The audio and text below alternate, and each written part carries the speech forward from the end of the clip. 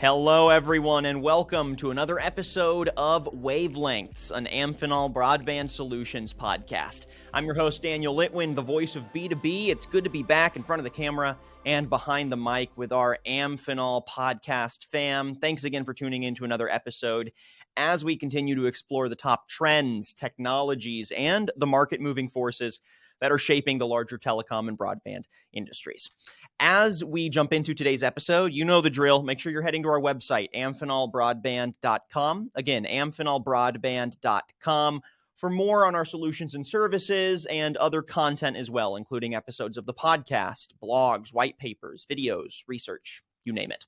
You can also subscribe to Wavelengths on Apple Podcasts and Spotify. So just hit that subscribe button and you'll have a full catalog of previous conversations as well as notifications when we drop new episodes.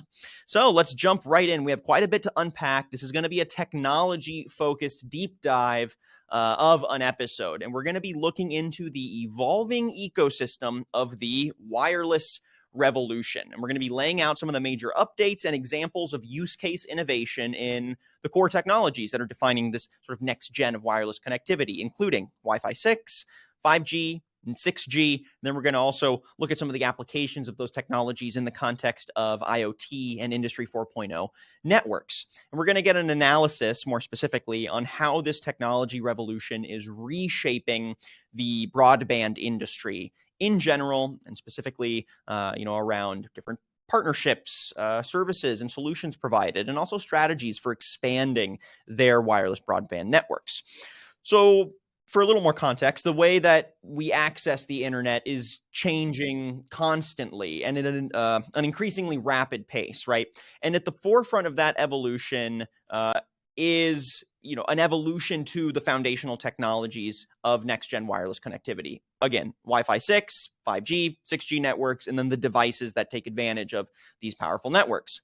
But as Industry 4.0's use cases become more standard instead of bleeding edge, as the Internet of Things further converges OT and IT, and as the kinds of devices connecting to these evolving networks grows in scope and in industry touch points, it becomes more important to not only choose the right technology for the right environment, but that also starts to shape how the broadband industry interacts with and is affected by those end user decisions and use cases around which wireless network is going to be right for our current and future wireless connectivity Industry 4.0 needs, right?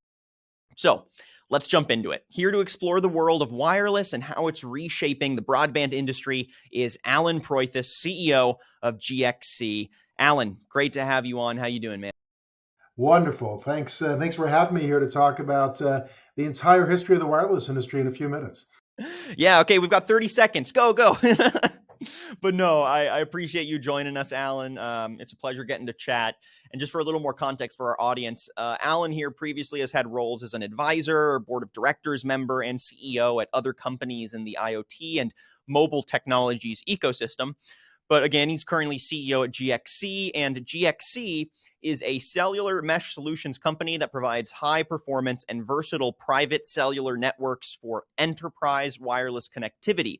They operate in heavy industry like industrial manufacturing and extractive industries, but as well as supply chain industries like warehousing, logistics, airports, and marine terminals. So, Allen, you have quite a storied background in the larger telecom and IoT and sort of evolving mobile technologies ecosystem and industries. So, if anyone's going to know how these technologies have evolved over the course of the last several decades, but also just more recently, it's going to be you. So I'm glad to have you on. Let's jump right into it. The core technologies and ecosystems we're going to break down again are Wi-Fi 6, 5G, 6G, and then some other applications in IoT contexts. At a high level, how are these next-gen wireless networks today, their current iterations, how are they comparing to traditional wired broadband connections, and more specifically, some of the newer iterations of fiber optic, right? Are they basically, just playing synergistic but very separate roles, or are we starting to see the standardization of wireless broadband networks start to take over and just fundamentally replace the traditional infrastructure of wired ecosystem? Wow, that's a big question here, Dan. So let me start off by saying, how many pairs of shoes do you have in your closet at home? Uh, my my You, you're talking to a big shoe guy here, so probably too many. But the point is, you have a pair of shoes you're wearing now versus the ones you go for a drive with, go to the beach, go to dinner with, work in the garden with.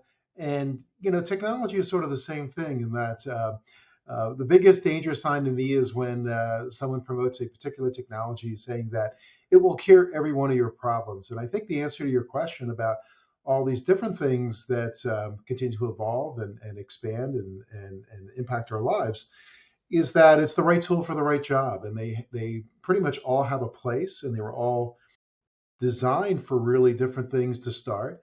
And the trick is really applying the right technology to the right job at the right time. And if you want to talk about from a business theory standpoint, like a standard Clayton Christensen Harvard Business School jobs to be done perspective, what's the job you're trying to do? It sounds simple, but um, the industry, especially one where you need a lot of really smart engineers to make stuff work, sometimes you get into these almost like religious level arguments about the minutiae of technology that, frankly, 99% of people in the world really don't care about. It's really about how it provides business value, how does it hit a price point, how do you maintain it, and how does it future proof you to some extent in terms of where your business is going in the future.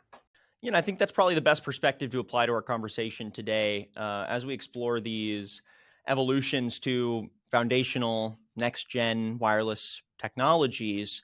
I think we're going to see a lot of crossover in terms of, Wi-Fi 6 is going to benefit from 5G and 6G doing their jobs right?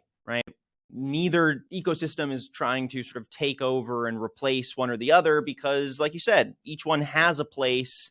Each one helps serve our Industry 4.0 reality differently and at a different scale. So I think with that, let's start getting into some of the specific buckets of technologies here and how they are evolving. So really what we're going to do is we're going to explore the latest developments in each. And then we're going to touch on some developments that I did some research on and that I've seen that I think are important for understanding the evolution of the industry and get your take on, if you agree that this is one of the, core areas that is defining the future of the industry, your thoughts on some recent news, all that good stuff. So let's start with Wi-Fi 6. So Wi-Fi 6 in general has brought better security, faster speed, energy efficiency, and lower latency compared to its previous iterations. There's now more devices with 6 and 6E certification on the market. It's pretty standard at this point, and it's so standard that we're already talking about Wi-Fi 7, right? So what are some of the latest updates to Wi-Fi 6 and 6E technology itself that you find most important in shaping some of their use cases and the proliferation of this gen of Wi-Fi as the new standard? It's hard to really imagine a world without Wi-Fi at this point, isn't it? But if we think back to when Wi-Fi was first adopted, and like most technologies, whether it's Wi-Fi or mobile phones or a fax machine or whatever technology you could name, it really starts in enterprise, and then as volumes go up, it trickles into consumer. And Wi-Fi 6 is a great evolution, as is Wi-Fi 6E, of the Wi-Fi we all know and love. And just like we went from Wi-Fi just in one particular spectrum at 2.4 gigahertz and then expanded to 5 gigahertz. And, but Wi-Fi was never really designed for mobility. Wi-Fi wasn't really conceived. It's a best effort type of technology in that. You ever try to hook up a Wi-Fi network in New York City? Those firms that all they do is charge you a huge bucket of money to get your Wi-Fi to network to work when there's literally 100 other networks trying to hit the same spectrum at the same time. Because, for instance, Wi-Fi is awesome, and there's a lot of things it does well, but we've evolved it really far now and really stretching the limits of it. So in the latest Wi-Fi 6, there's more channels available. You have more MIMO type capabilities. You have increased the latency and security a bit, but you're still, everybody's sort of fighting for the spectrum that's allocated for Wi-Fi, and there's not a concept. And again, I'm the business guy. Okay, I'm the guy that figures out how to make money with all this stuff and how to apply it to business problems. But generally speaking, Wi-Fi, everybody's sort of banging on the same spectrum at the same time. It doesn't have a concept of one connection is scheduled around another connection. And so that's why you have so many interference problems with Wi-Fi that admittedly are getting better with every version, but still the fundamental nature of Wi-Fi haven't changed. What Wi-Fi 6E is then trying to do is opening up additional spectrum higher up in the stack in the 6 gigahertz to just provide more highway for cars to go on, is the analogy you can think of it, which is great. But there's this little thing called physics. So the good news is you have more spectrum that you can do more stuff on with Wi-Fi, and that's a good thing. The bad news is that that spectrum is higher up in the spectrum band, and the basic physics triangle is the higher you go up in spectrum, the more data it can carry. The more data it can carry, but the less distance it goes. And so you actually need to deploy quite a few more access points for the more you get into Wi-Fi 6E than you would for even current Wi-Fi running on 2.4 or 5. So again, it's not to say it's a bad thing. It's for what it's made for, it's excellent. So office situation, your house. Anything with carpet is the way I try to think about Wi-Fi. It's really good at. The second you take Wi-Fi outside, though, it stinks. It's just the limitation of the protocol behind the technology. So the good news is for those situations where it shines, where it was really designed to work in, again, offices, home, to some extent the mall, depending how it's deployed, restaurants, works really well. Keep using it, keep adding on. But when you try to do other things, it tends to bog down. So how is that reality of its,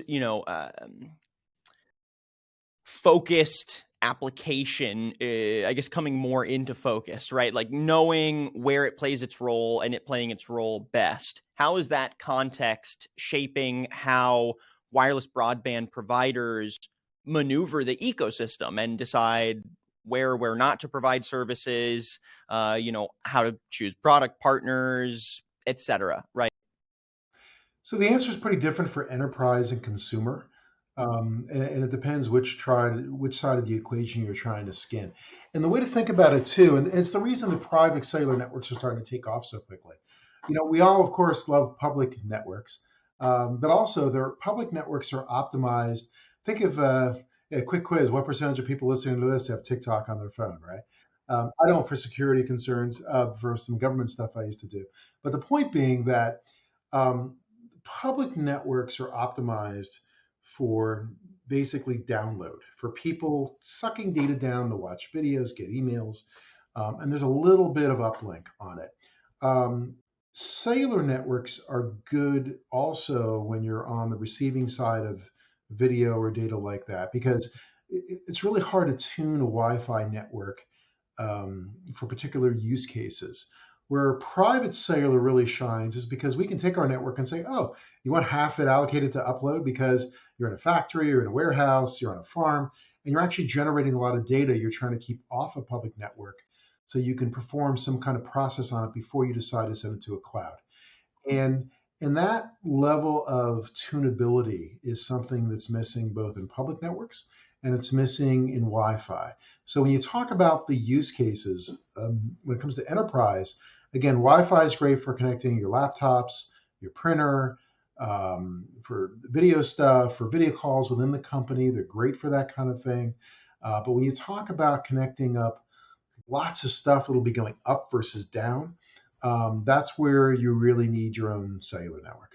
I also want to touch on, and I'll do this for some of the other technologies too, but the evolving ecosystem of tech that is supporting Wi-Fi 6 connections on either side, either on the device side or on just facilitating the connection in the first place. For example, TI recently announced that it's going to launch a new pair of Wi-Fi 6 companion integrated circuits that are specifically for IoT system designs. So that's one example.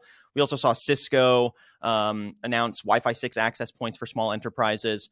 So I don't necessarily, we don't need to get into each of their specific company strategies or decisions, but it's just to paint a larger picture of we're seeing more big players in, sort of the periphery of telco and broadband deliver solutions that are trying to, I guess, amplify the possibilities around what Wi-Fi 6 can do, what networks it supports, and it seems to be, heading in the direction of trying to better support the OT-IT convergence that's defining the expansion of IoT. So, what are your thoughts there? I mean, is that sort of the right way to be thinking about Wi-Fi 6's development based on what you were saying earlier, that it kind of has, it has a great purpose, but it's a more niche and focused purpose?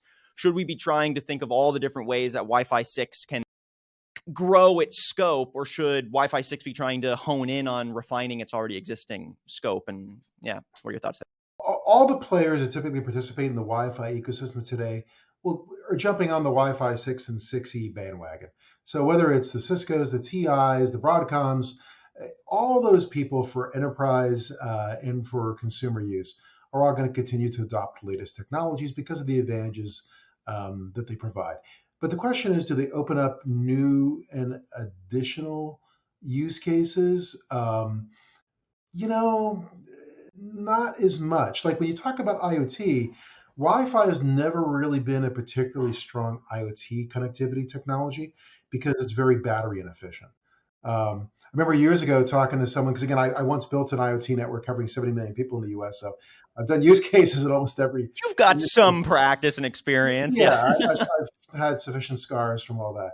And again, the only thing I care about is solving a customer problem and creating a business model. So if it's a powered application, Wi-Fi becomes more applicable. But so many things in IoT are actually battery driven. And once you get on the battery driven side, Wi-Fi tends to be a really, really bad solution. And if you don't believe me, how often do you charge your smartphone in your pocket?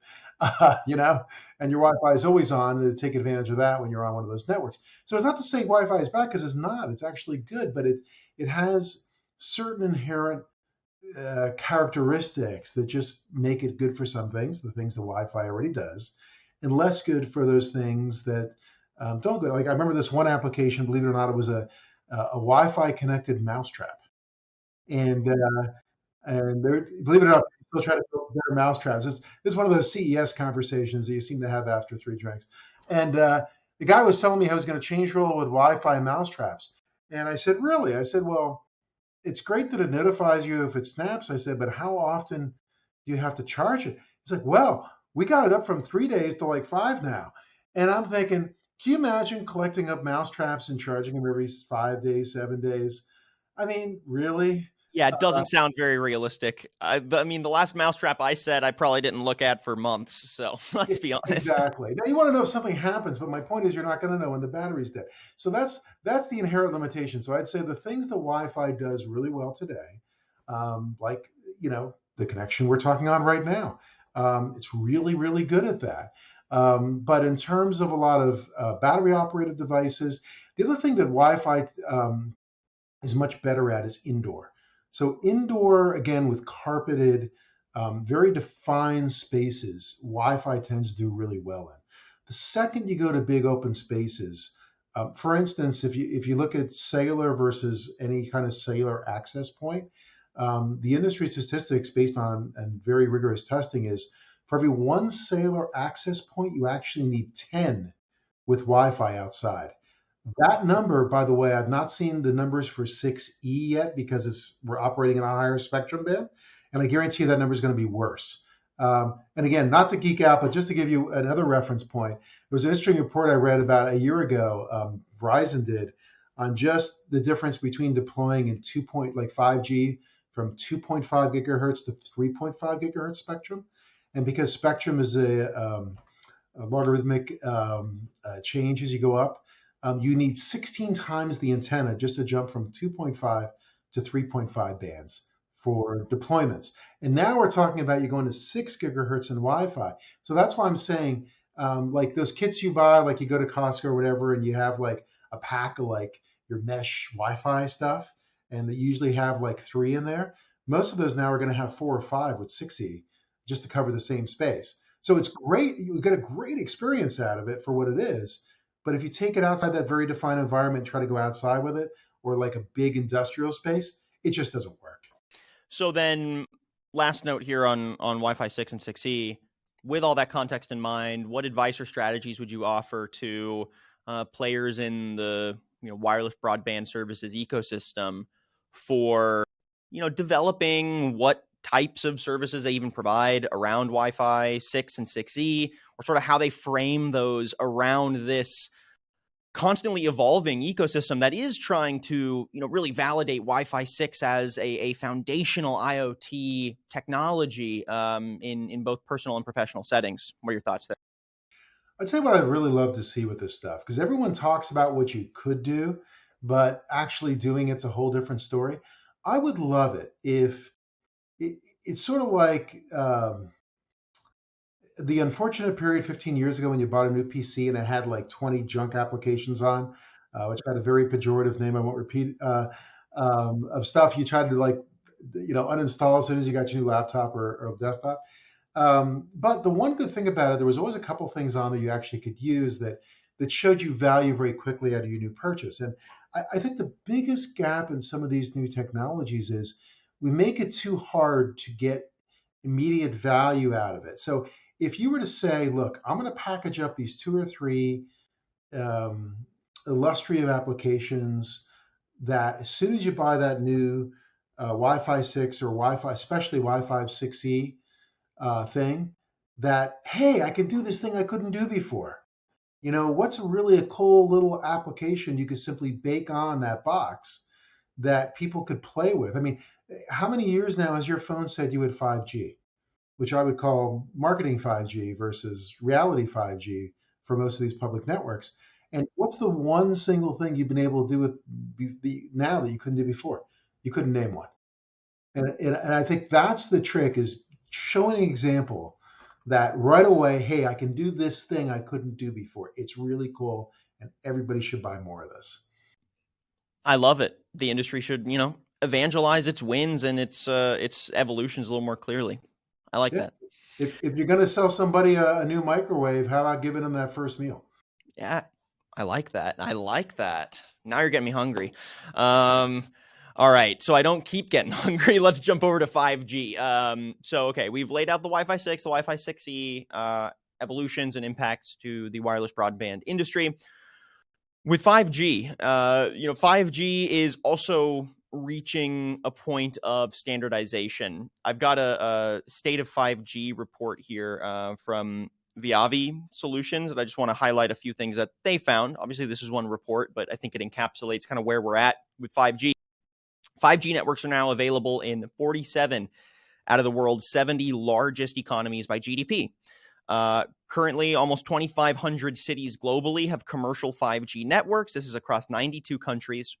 And the manufacturing sector is emerging as a leader in private 5G networks globally, about 44% of publicly announced deployments. So a plurality there. Give me some of your thoughts there on, just at a high level, what are the latest updates to 5G technology that you find to be most impactful and consequential to shaping the industry, shaping potential use cases, and feel free to comment on any of those stats too, on just the growth of 5G. Yeah, I think we first of all have to differentiate between public 5G and private 5G. So public 5G was, first of all, is very broadly available now. But when you get beyond your personal smartphone device, there's not a whole lot of stuff that connects to it yet. That's changing very quickly, though. I came back. Wow, it's going on 7 weeks already from the biggest mobile show in the world, MWC in Barcelona. And I was with the leadership of a large tech company was saying in the last 3 months before the show, they saw a 6x increase in the availability of 5G devices. This is a household technology name telling me this. So I think the device ecosystem is very quickly catching up. And then behind the device ecosystem, you need the use cases. But part of the challenge of 5G is because it uses spectrum that's a little bit higher in the bands than what we use just to have a conversation or text on our phone. You need a higher density of antennas when you deploy it, and all which require backhaul. So it's a pretty heavy lift to get all that stuff out there, and you'll see it continuing like everything. And then when we talk about an industrial building, or we talk about warehouse. I like to call a warehouse a Faraday cage with storage, in that all these buildings are basically made of metal girders, and even with our homes, most coverage is outside, most consumption is inside of network usage. And so, how do you do that? And that's the whole reason the private cellular space is taking off so fast. Because even if you have deployed public 5G somewhere, a lot of that signal isn't getting through. In fact, there was a Verizon study also from a little over a year ago that did studies that showed, because Windows have the emissivity coding for energy efficiency, that keep heat out and cold, air conditioning or whatever in. Well, guess what? Radio waves are energy. And so you actually get better penetration indoors through a brick wall than you do through a modern energy efficient window. So because of that, and because of metal construction of commercial buildings, you need your own network. And so the first phase was deploying Wi-Fi. Now we have site surveys of buildings that showed like literally 20 Wi-Fi routers on one edge, trying to shoot up, down, and sideways around warehouse racks or equipment. And they can only get coverage in half the warehouse. And that's why you're seeing private 5G really being embraced by private networks for enterprise. And that's really where I think you're going to see a lot of the innovation in enterprise, in 5G in the short term. Because again, if I were to say from whatever operator you use in North America or Europe, what's that cool thing you can do with a public 5G network you couldn't do before? I'd be hard pressed to tell you. And I bet you couldn't tell me either. But when you get to the enterprise space and now you're enabling super secure environment, really high control of all your data, coverage everywhere where you need it, the ability to hang other networks on your master cellular network that you control, it's a game changer for a lot of these companies. I think that's one of the most important distinctions and takeaways from this podcast episode is just that sort of forking, right, of public versus private 5G technology developments, use cases, and how they will then further sort of bake in the common understanding of what 5G can do, but also how wireless broadband providers maneuver providing services around 5G. So I'm curious if you see that forking being,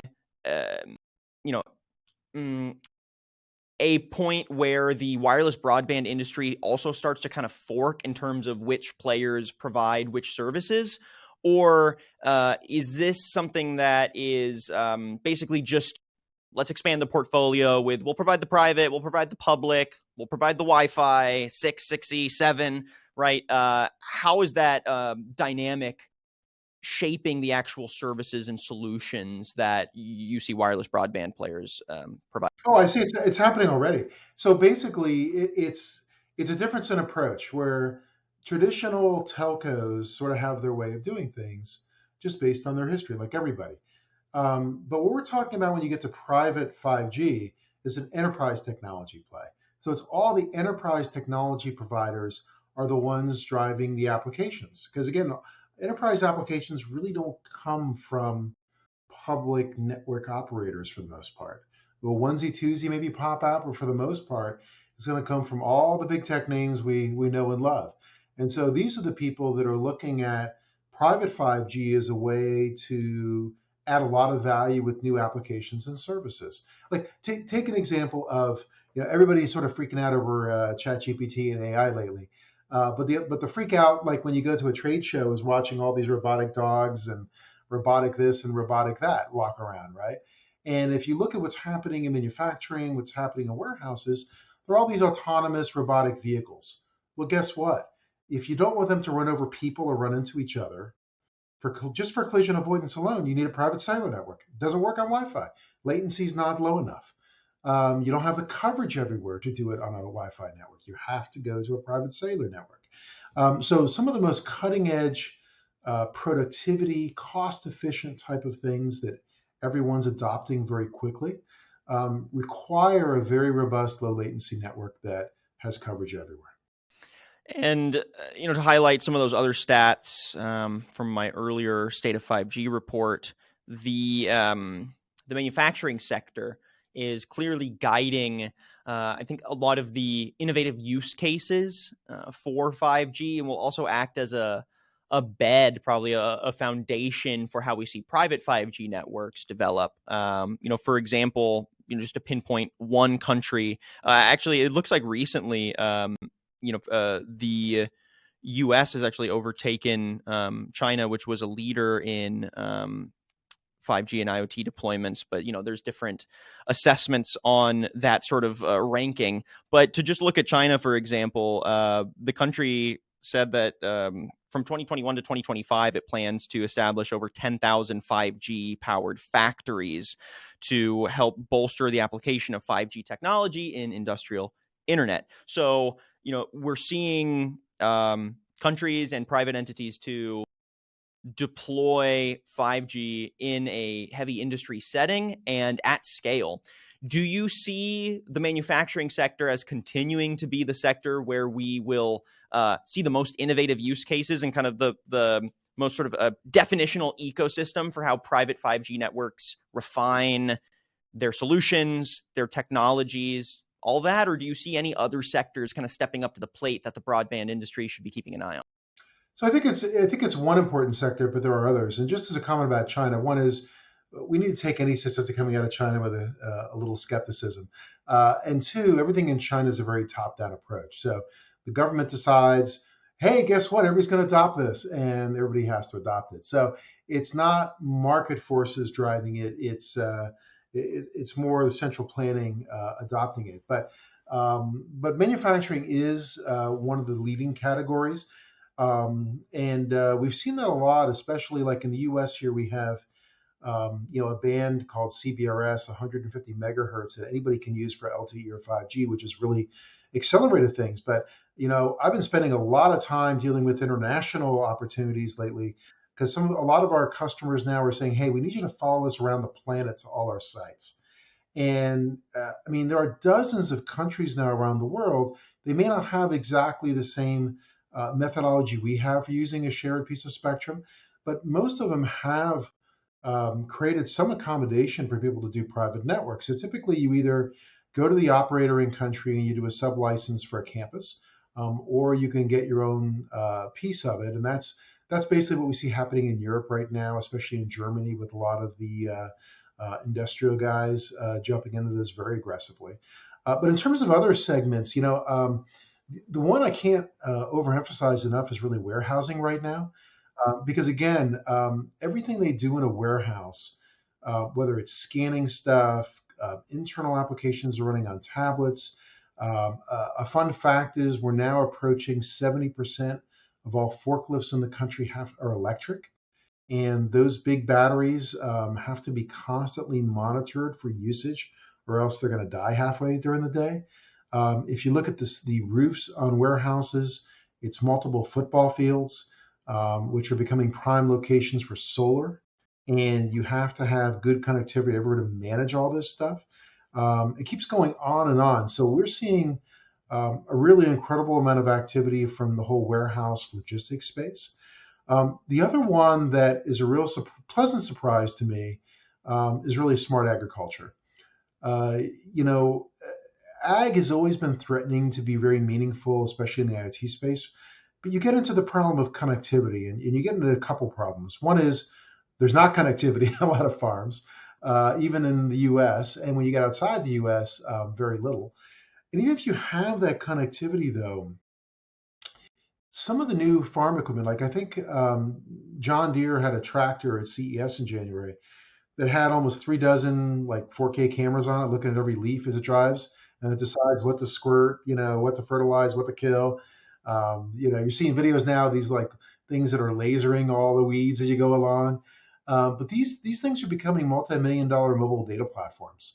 And even if you had coverage where they were operating, there's so much data coming off of these things, it would bankrupt you to put it all in a public network. And so the idea that you can have a private network, take a look at all this data first, decide what's important, maybe do some kind of action to it on your own servers, and then decide what goes to a public cloud.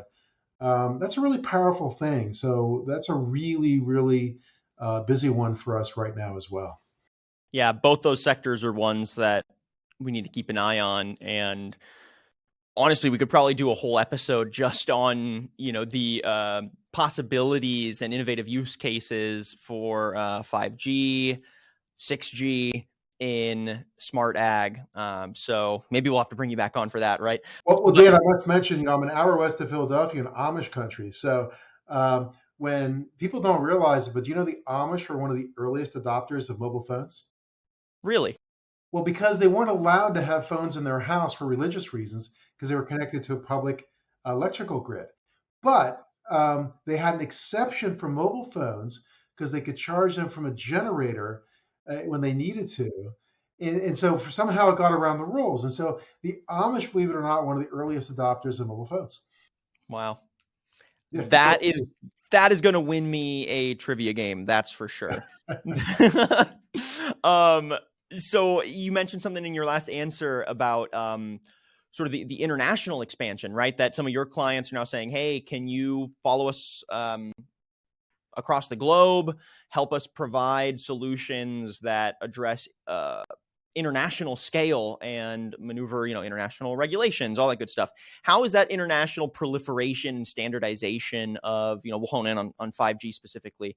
How is that impacting wireless broadband providers today? And do you have any advice, strategy for that sort of international approach? Are they prepared for maintaining this broad access to 5G, right? That is becoming more of a standard in leading economies. Give us your thoughts there. Oh boy, that's another big question. Every country has its own licensing scheme for allocating spectrum for 5G. And then separate from that, they have an approach to licensing for private networks more and more. Some of it's just a simple paper filing. Some of it is more active, like we have in terms of a priority of use for some of the spectrum in the US. So the trick is to really understand the specifics of the specific geographic location you're going in, and make sure that what it really comes down to is the equipment. So one of the reasons, like you saw manufacturing go early, because manufacturing companies tend to be really big. And so like the Ericssons and the Nokias could take the same gear they used for telcos, and they could use it for the top 200 biggest manufacturing companies. Once you get beyond that, though, the economics don't work because that's like the most premium, expensive Cadillac overkill gear for most companies. And you have a completely different ecosystem of network gear and software that is really tailor-made to an enterprise. And so the trick is when you're deploying this stuff is it's one thing to deploy it, but then it's who's providing tier 1, tier 2 support. What's going to happen in the future? Because frankly, most people start deploying LTE because there's many more things you can connect immediately. And then as you add 5G as you go, how does it all sort of fit together from a spectrum standpoint, from an equipment standpoint? So these are all things you really need to consider to make sure you're not running down a dead end street on this stuff. But again, I think the trick is thinking about it like an enterprise technology deployment. And I think probably the biggest mistake the industry could make is to treat enterprise customers as though you're trying to make them baby telcos.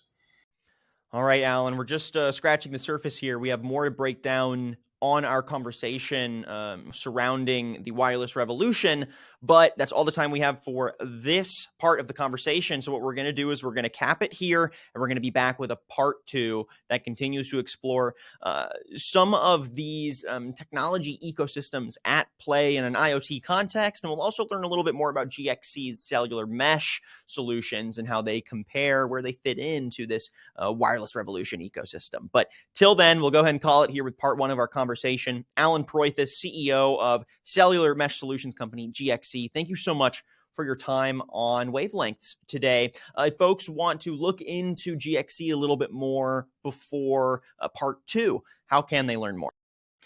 Really easy, Daniel. Just go to gxc.io. That's gxc.io, and you'll find more about private cellular and mesh that you've ever dreamed of.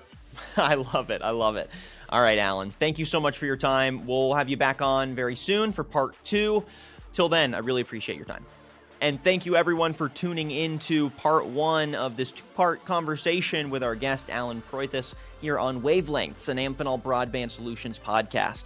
Make sure you're heading to GXC's website to catch up a little bit more on their solutions before part 2, and head to our website, amphenolbroadband.com, for previous episodes of the podcast, more info on our solutions and services, and don't forget to subscribe to Wavelengths on Apple Podcasts and Spotify so you don't miss part 2. We'll be back very soon. Till then, I'm your host, Daniel Litwin, the voice of B2B. We'll catch you on the next one.